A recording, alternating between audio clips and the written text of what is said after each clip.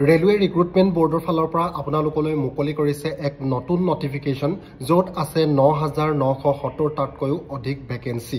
নমস্কাৰ বন্ধু বান্ধৱীসকল, পুনৰবাৰ স্বাগতম জনাইছোঁ মোৰ ডিফেন্স মাইন ইউটিউব চেনেলটোলৈ। আজি আপোনালোকলৈ লৈ আহিছোঁ মই অন্য এটা বহুতেই ভাল খবৰ। ৰেলৱে ৰিক্ৰুটমেণ্ট বৰ্ডৰ ফালৰ পৰা আপোনালোকলৈ মুকলি কৰিছে এছিষ্টেণ্ট লোকো পাইলটৰ কেইবাটাও ভেকেন্সি।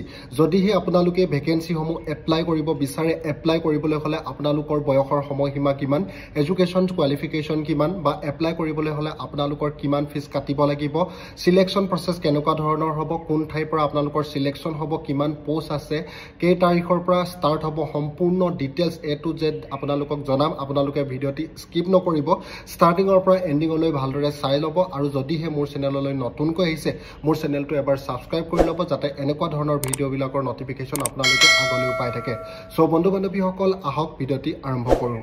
বন্ধু বান্ধৱীসকল, RRB ৰেলৱে ৰিক্ৰুটমেণ্ট বৰ্ডৰ ফালৰ পৰা মুকলি কৰিছে ALP এছিষ্টেণ্ট লোকো পাইলটৰ কাৰণে ৯৯৭০টা ভেকেন্সি। এতিয়া এই ভেকেন্সিসমূহ এপ্লাই কৰিবলৈ হ'লে আপোনালোকৰ বয়সৰ সময়সীমা হ'ব লাগিব ১৮ৰ পৰা ৩০ বছৰ বয়সলৈকে।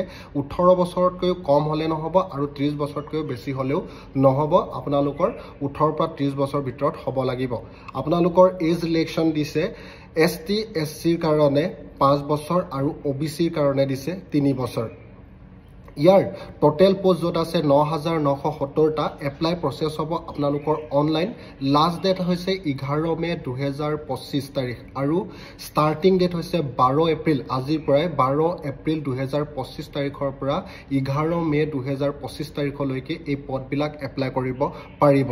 এতিয়া জানো আহক কোন ঠাইত কিমান পোষ্ট আছে। আহমেদাবাদত আছে ৪৯৭টা পোষ্ট, আজমেৰত আছে ৬৭৯টা NWR আৰু WCRত আছে ১৪১টা, প্ৰয়াগৰাজত আছে NRত ৮০টা, NCRত আছে ৫০৮টা, ভোপালত আছে WRত 46টা, WCRত আছে 618টা আছে, ভুৱনেশ্বৰত আছে ৯২৮টা, গুৱাহাটীত আছে ৩০টা আৰু শিলিগুৰিত আছে টোটেল ৯৫টা। এনেধৰণে আপোনালোকৰ আৰু বহুতো আছে। টোটেল ৯৯৭০টা ভেকেন্সি আছে। এতিয়া জানো আহক এডুকেশ্যন কোৱালিফিকেশ্যন। এডুকেশ্যন কোৱালিফিকেশ্যনৰ ক্ষেত্ৰত চিম্পুল 10 পাছ কৰিলে আপোনালোকে পদবিলাক এপ্লাই কৰিব পাৰিব। তাৰ লগতে আপোনালোকৰ ITI কৰা হ'ব লাগিব যিকোনো ৰিকগনাইজ ইউনিভাৰ্চিটিৰ পৰা, য'ত আপোনালোকৰ NCVT SCVT হ'লেও হ'ব, আৰু fitter, electrician, mechanical, motor vehicle mechanical এনেধৰণৰ ট্ৰেডৰ পৰা আপোনালোকে ষ্টাডি কৰা হ'ব লাগিব।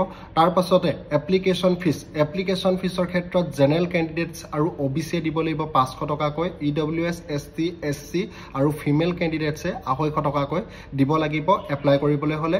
এপ্লিকেশ্যন আপোনালোকে অনলাইনৰ যোগেদি এপ্লাই কৰিব লাগিব।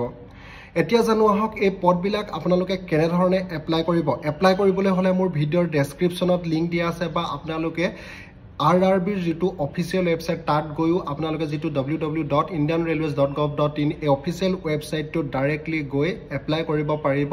যেতিয়া আপোনালোকে মোৰ ভিডিঅ'ৰ ডেছক্ৰিপশ্যনতো লিংকটো দিয়া আছে, লিংকটোত গৈ ক্লিক কৰিলে আপোনালোকৰ এটা নতুন পেজ খোল খাব।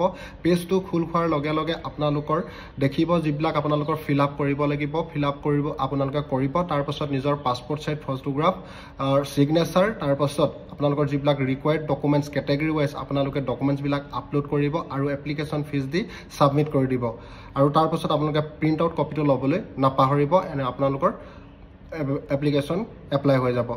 বন্ধু বান্ধৱীসকল, ভিডিঅ'টি আজি ইমানেই। ভিডিঅ'টি যদি আপোনালোকৰ ভাল লাগে আপোনালোকে ভিডিঅ'টিত লাইক কমেণ্ট শ্বেয়াৰ কৰিবলৈ নাপাহৰিব, আৰু সকলোৰে সহায় হোৱাকৈ আপোনালোকে ভিডিঅ'টি যিমান পাৰে সিমান শ্বেয়াৰ কৰিব। আৰু কোন ঠাইৰ পৰা মোৰ ভিডিঅ'টি চাই আছে আপোনালোকে কমেণ্ট কৰি জনাবলৈ নাপাহৰিব। চ' বন্ধু বান্ধৱীসকল, আজিলৈ ইমানেই।